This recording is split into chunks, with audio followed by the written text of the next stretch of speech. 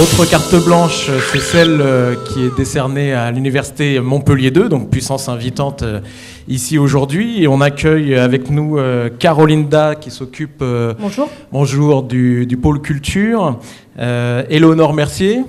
Oui, bonjour. Alors peut-être du pôle culture également. Oui, tout à fait, on est toutes les deux médiatrices culturelles.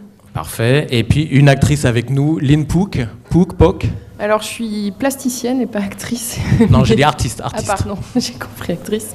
Voilà, oui, Lynn Pook, et en résidence sur le campus. Merci. Alors, peut-être quelques mots déjà sur le pôle culture. De quoi il s'agit sur une université de développer un tel pôle culturel, sachant que c'est une université de sciences. Voilà, donc le pôle culture, c'est le pôle culture de l'université Montpellier 2, donc qui concerne toutes les composantes de l'université.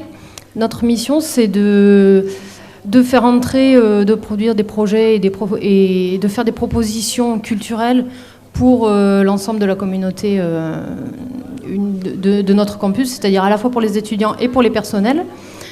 Notre volonté, c'est de proposer des projets qui permettent aux étudiants d'être un petit peu en contact avec d'autres choses que leur discipline scientifique, de s'ouvrir un petit peu au monde qui les entoure. On essaie d'entretenir leur curiosité.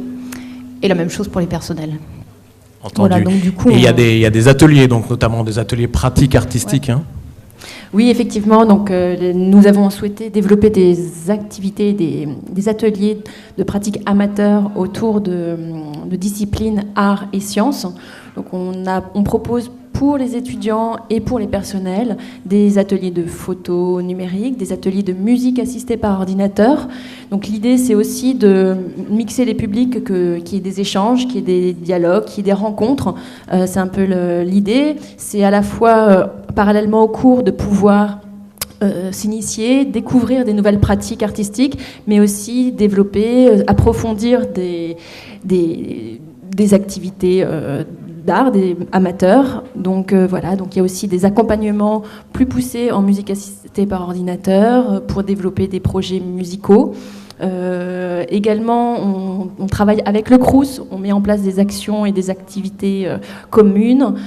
Et puis avec le CAS également, il y a d'autres ateliers qui sont proposés aux étudiants et au personnel de chorale, de théâtre. Voilà, donc il y a tout un panel d'ateliers, des stages tout au long de l'année. D'accord. Est-ce que le croisement de la science et de l'art, ça peut mener aussi à des problèmes de recherche singuliers ou on mélange les deux ? Ah bah toujours, toujours. La rencontre entre un artiste et un scientifique permet toujours des échanges assez particuliers, toujours pertinentes et toujours innovantes parce que c'est une rencontre à la fois humaine hein, qui est très importante et puis il y a aussi ces questions de recherche, d'aller plus loin, d'innovation, voilà, importante. Donc Lynn peut en parler aussi. Voilà, j'allais dire par exemple, peut-être pour illustrer ces croisements, qu'est-ce qui concrètement a pu être mené récemment ? Oui, donc en fait on accueille des artistes en résidence, plus ou moins un artiste ou une équipe artistique par année universitaire. Et cette année, donc c'est Lynn. D'accord, donc bienvenue. Et vous êtes de Montpellier-Rennes ou vous arrivez de loin ? Non, j'arrive de la Drôme. Et donc j'ai un travail assez particulier qui met en jeu à la fois des choses technologiques, des choses perceptives. Donc c'est un travail audio-tactile et du coup que je développe depuis 10 ans et qui m'a soulevé pas mal de questions. Moi j'ai une approche très sensitive, je suis absolument pas scientifique et du coup ça m'intéressait de venir confronter ma démarche et mon travail aux connaissances, au savoir-faire et à la recherche. Et c'est comme ça qu'a été monté le projet Substance Son qui m'a permis de venir intervenir ici sur le campus. Alors ça consiste en quoi, Substance Son ? Alors, Substance Son, c'est un projet qu'on a déposé... quelques images. Voilà, ça c'est le projet Apsium en fait, donc, qui a été présenté ici dans le cadre de la première résidence en novembre. Il y a dans ce hamac que vous pouvez voir, il y a 14 petits haut-parleurs. Comme tout le monde le sait, le son c'est de la vibration. Donc ici, quand on se couche directement sur les haut-parleurs, On ressent aussi la vibration, donc le sens du toucher est stimulé. Et on n'entend pas comme d'habitude par l'air, mais par conduction osseuse. Donc ici, en fait, moins on entend, plus on se bouche les oreilles, plus on va entendre. Ce qui n'est pas très logique, mais ce qui est comme ça. Une nouvelle expérience de ressentiment de sensation du son, pardon. Voilà, et c'est en multi-pistes, c'est-à-dire que chaque haut-parleur est commandé individuellement, et ce qui permet de faire se promener les sensations, les sons, donc les sensations tactiles. Et voilà, comme c'est un projet au cours des 10 années, c'est quelque chose sur lequel je travaille depuis 10 ans, où j'ai eu énormément de retours aussi de thérapeutes, de personnes qui travaillent dans le milieu social. On m'a dit mais ça pourrait servir avec des autistes, ça pourrait être intéressant pour des sourds, pour des aveugles, pour des personnes âgées, pour toutes sortes de personnes. Et donc c'était aussi ça que je venais rechercher ici. Peut-être par exemple j'ai rencontré les neuroscientifiques qui travaillent sur le toucher et sur l'écoute solidienne. Voilà, bon, ça m'a permis en tout cas par un chemin un peu raccourci, vu que moi j'ai pas fait d'études de sciences, d'accéder à un savoir et à des connaissances de façon directe. D'accord. Voilà, donc c'est ça que je viens chercher ici sur le campus et donc j'étais notamment venue aussi en licence pro son faire ingénierie du... Non, comment ça va, Lise ? Je te laisserai présenter. Acoustique, voilà.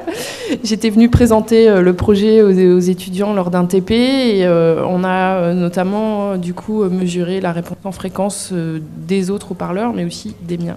Voilà, je passe le micro. Parfait, merci beaucoup. Donc, des applications pratiques imaginables. Il se trouve par hasard ce matin chez ma boulangère, ça me rappelle que j'ai vu un flyer sur la sonothérapie. Voilà, se soigner par les vibrations sonores. Alors on accueille Thomas Delaunay, vous êtes enseignant-chercheur pour une licence pro acoustique. Alors de quoi s'agit-il ? Voilà, alors bonjour à tous. Donc je suis enseignant-chercheur en fait à l'Institut d'électronique du Sud, qui est une UMR CNRS. Et donc on est une petite équipe de micro-réo-acoustiques où on va principalement caractériser l'ensemble des matériaux par des ondes sonores. Et on a créé effectivement il y a maintenant quelques années une licence pro en acoustique, donc là qui est plutôt vraiment de l'acoustique audible, l'acoustique aérienne, où on va essayer, je dirais pour les étudiants, de faire justement l'interaction avec tout l'ensemble du son qu'on peut connaître sur l'aspect culturel, artistique ou vraiment très perception, et d'y apporter des réponses scientifiques, des notions scientifiques, et apporter également tout un ensemble d'enseignements sur la résolution des nuisances sonores, les propriétés du son dans l'espace, etc., etc. Donc dans le cadre justement de l'activité de l'INPOC, elle avait pu venir faire des travaux pratiques avec les étudiants, notamment de mémoire, je crois, pour avoir caractérisé un petit peu le matériel qui était utilisé, pour voir justement la différence avec, dans le cadre du son par le toucher, la différence avec le son qu'on entend par les oreilles, qu'est-ce qui déjà d'un point de vue scientifique distinguer le matériel des haut-parleurs, des petits transducteurs qu'elle utilise. Donc c'est vraiment ce qu'on essaye nous de faire au niveau de la licence pro, c'est-à-dire c'est de quitter un tout petit peu ce milieu artistique plutôt pour arriver sur ce que c'est faire, on va dire globalement l'unité, l'UFR, sur le son, et d'y apporter des réponses scientifiques et d'apprendre un métier lié à toutes ces activités-là aux étudiants. Voilà. Parfait, écoutez, vaste programme. Merci beaucoup à tous les trois, merci de nous avoir rejoints.